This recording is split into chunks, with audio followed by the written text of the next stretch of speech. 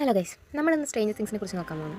Stranger things ഒരു fictional കഥയാണെങ്കിലും അതിന് പിന്നിൽ കുറച്ച് ട്രൂ ആയിട്ടുള്ള സ്റ്റോറീസ് ഒക്കെ ഉണ്ടെന്നുള്ളതാണ് കുറച്ച് കോൺസ്പിറസി തിയറീസ് പറയുന്നുണ്ട്. അതെന്തൊക്കെയാണ് നോക്കാം. ഫസ്റ്റ് ഒന്ന് മോണ്ടോ പ്രോജക്റ്റ് ആണ്. ഇത് നിങ്ങൾ ചിലപ്പോൾ കേട്ടിട്ടുണ്ടാവും. കാരണം ഈ മോണ്ടോ പ്രോജക്റ്റ് എന്ന് തന്നെയാണ് ഈ സ്ട്രേഞ്ചർ തിങ്സിൻ്റെ ഫസ്റ്റ് ഇടാൻ വെച്ച പേര്. പിന്നീട് അത് മാറ്റിയിട്ട് സ്ട്രേഞ്ചർ തിങ്സ് ആക്കി. അപ്പോൾ ഇതിലെന്താ പറയുന്നത് വെച്ചാൽ ന്യൂയോർക്കിലെ മോണ്ടോക്കിലുള്ള ഒരു ക്യാമ്പിൽ ക്യാമ്പ്സ് ഹീറോ എന്ന് പറയുന്ന ഒരു സൈനിക താവളത്തിൽ രഹസ്യമായിട്ട് മനുഷ്യരിൽ കുറേ പരീക്ഷണങ്ങൾ നടത്തിയിരുന്നു എന്നുള്ളതാണ്. നമ്മുടെ ഇതിൽ ഹോക്കിൻസിനകത്ത് കിടക്കുന്ന പോലെ തന്നെ ഒരുപാട് പരീക്ഷണങ്ങൾ നടത്തിയിരുന്നു.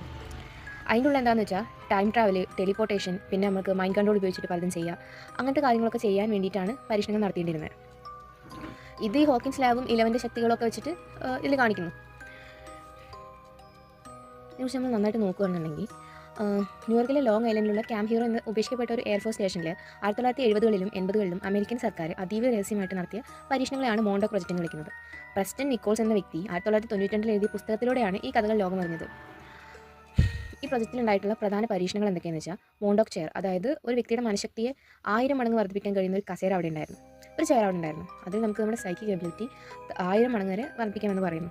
ഇതിലിരിക്കുന്ന വ്യക്തിക്ക് എന്തിനെക്കുറിച്ചാണോ അയാൾ ചിന്തിക്കുന്നത് അത് ആ ലാബിൽ ശരിക്കും പ്രത്യക്ഷപ്പെടുമായിരുന്നു. ഇങ്ങനെയാണ് 11 തൻ്റെ മനസ്സുകൊണ്ട് കാര്യങ്ങൾ ചെയ്യുന്നതായിട്ട് ഇവിടെ കാണിക്കുന്നത്. അടുത്തത് ടൈം ട്രാവൽ.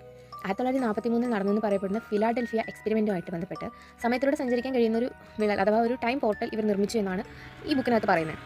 അതുപോലെ കുട്ടികളെ തട്ടിക്കൊണ്ടുപോയിട്ട് പരീക്ഷണങ്ങൾക്കായിട്ട് തെരുവിൽ നിന്നും മറ്റു ഒരുപാട് കുട്ടികളെ ഇവർ തട്ടിക്കൊണ്ടുപോയി എന്നും പിന്നീട് അവരെ ഒരുപാട് മാനസിക പീഡനങ്ങൾ കൊടുത്തുകൊണ്ട് തന്നെ അവരുള്ളിൽ ഉണ്ടായിരുന്ന അമാനുഷികമായിട്ടുള്ള ശക്തികളൊക്കെ പുറത്തേക്ക് കൊണ്ടുവരാൻ വേണ്ടിയിട്ട് ഇവർ എക്സ്പീരിയൻസ് ചെയ്തിരുന്നെന്ന് ഇത് പറയുന്നുണ്ട്.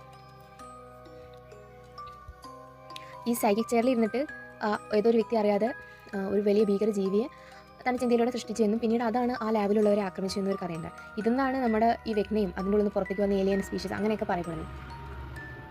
ഇതുവരെ ഈ പരീക്ഷണങ്ങൾ നടന്നതിന് ഒരു ശാസ്ത്രീയമായിട്ടുള്ള തെളിവുകളും ഇല്ല.